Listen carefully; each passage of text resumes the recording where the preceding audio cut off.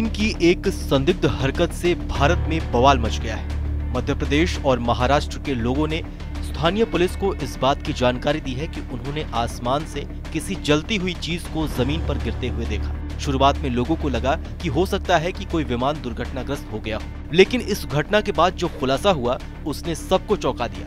दरअसल ये कोई विमान दुर्घटना नहीं थी, बल्कि चीन के रॉकेट का मलबा था जो भारत के दो राज्य मध्य प्रदेश और महाराष्ट्र में आ गिरा था।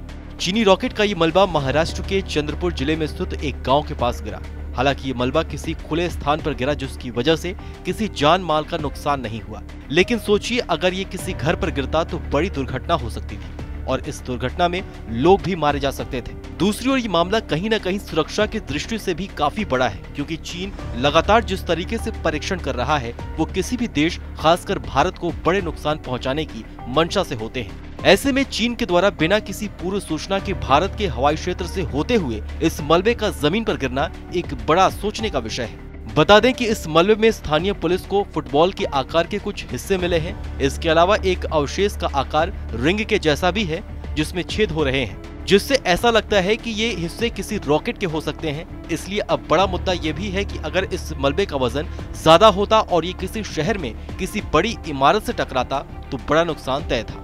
ऐसे में आपको बताएं तो अंतरिक्ष से मलबे गिरने की ये जो घटना है वो नई नहीं है, बल्कि इससे पहले भी कई दफा ऐसा हो चुका है। साल 1978 में सोवियत संघ के एक अंतरिक्ष यान का मलबा कनाडा में आकर गिर गया था, जिसके बाद कनाडा और सोवियत संघ में तनाव काफी बढ़ गया था और कनाडा ने तब घटना के लिए $6 मिलियन का हर्जाना मांगा था, जो आज के हिसाब से भारतीय रुपए में लगभग 45 करोड़ रुपए होते हैं। ऐसे में आज तकनीक के मामले में बुलंदियों को छूती दुनिया के लिए पृथ्वी के वायुमंडल में स्पेस रॉकेट और अंतरिक्ष यान का जो कचरा है वो एक बड़ी चुनौती पैदा कर रहा है।